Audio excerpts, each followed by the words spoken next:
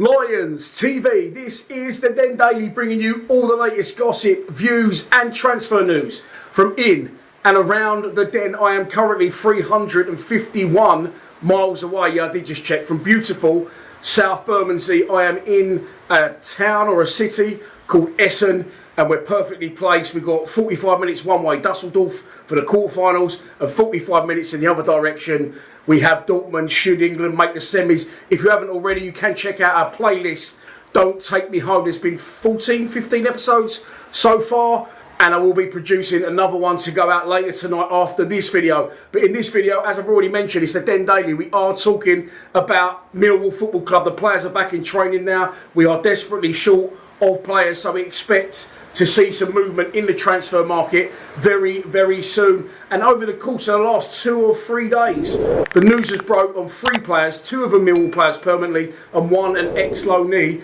that Wrexham and their multi-million, maybe billion-pound budget have come in for all 3 of them. Ryan Reynolds and the other one who's a little bit of a sideshow to the main event. Everyone only really cares about Ryan Reynolds, don't they?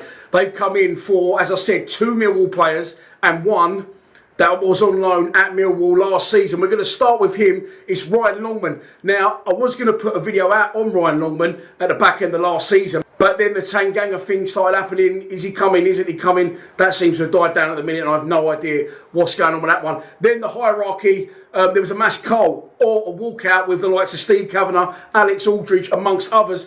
So my time got sort of consumed by that, and then by the time I was ready to do a Longman video, Hull manager Liam Rossini got sacked. Brilliant young manager, but Hull got rid of him, and then obviously with our hierarchy changing, wasn't sure what was going on at that point. I thought I'd best let it lie until the time was a little bit better to do the Longman video, and it sort of ties in perfectly to this one. Let's talk about Ryan Longman. When he first came to Millwall, I got told by Mark Beard, who coached him at Brighton, that he's a very, very good, technical and capable player. I thought he played really well in his debut. I think he came off the bench away at Birmingham, and I like the way he's both feet, trying to get at players, trying to get good deliveries into the box. He then, after that, his form was very up and down, partly because he wasn't getting a full run of games.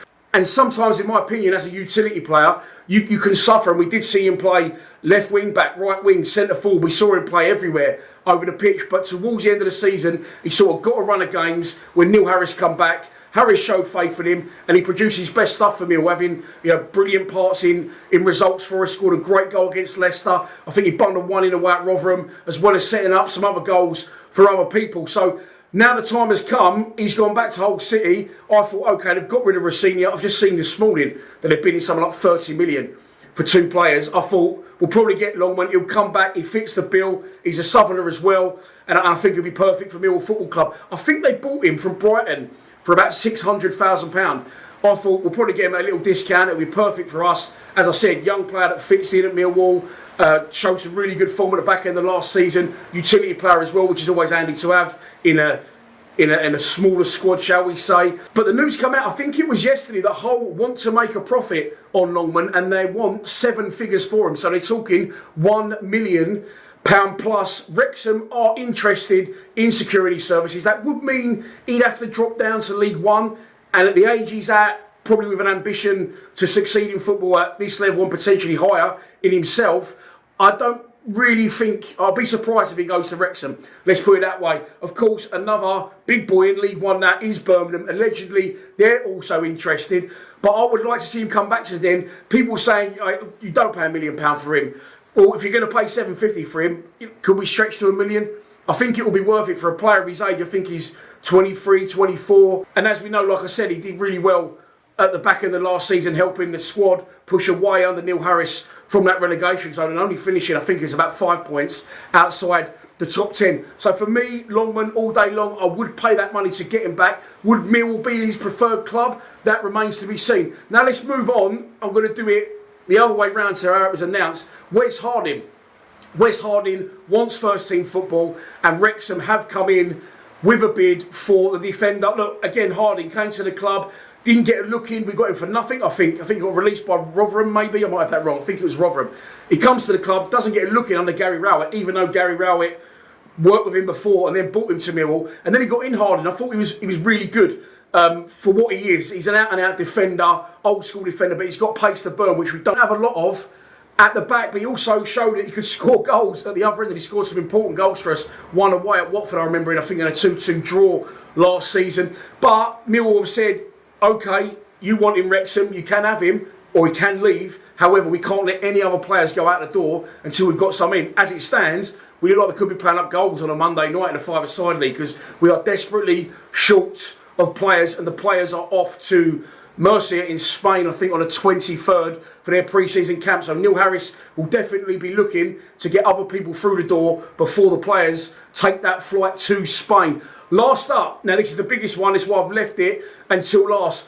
Wrexham have also come in, they're on the absolute rampage. I don't know why they're gunning for us, but they have come in for Tom Bradshaw. Now, Bradshaw only last week said, I love it at Millwall, I want to finish my career here. I know circumstances would mean, it wouldn't be a bad thing to stay in the area for him personally. He's 32 in July.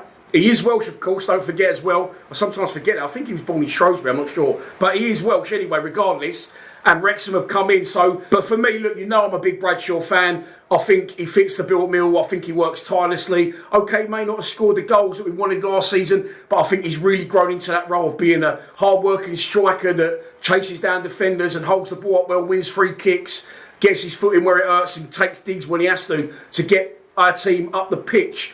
Look, if Bradshaw's going to be the make weight for some money that we can get for him, for us then to go out and buy Macaulay Langstaff, that's gone a little bit quiet as well, then I don't have a problem with it. As I said, look, he's 32 this month, it's July now, and in terms of a footballer, that's old. He's still 12 years younger than me, but I wouldn't have any issues with Bradshaw if he wanted to go and do that one last big payday, finish his career back up where he's from. You can't really argue with him on that one. You can't blame him for making that decision if he does make that decision. So 3 players potentially going to Wrexham. I don't know where Ryan Reynolds has been getting his Millwall content from, but he's definitely seen something that he likes in SE16. Wes Harding, yes, don't have a problem with Wes wants to move on. If we get some money for him as well, it'll be good, because we obviously got him for nothing. I would like to see Ryan Longman come back. I would pay £1 million for him if we had to, although ideally try and get it down a little bit. Hold tight bastards, they don't need the money. They want to make profit on him, but I suppose business is business. And Tom Bradshaw, I wish him all the best. If he does go, I hope he doesn't, because I still think he's definitely got something to offer Millwall Football Club. And as it stands, we've only got him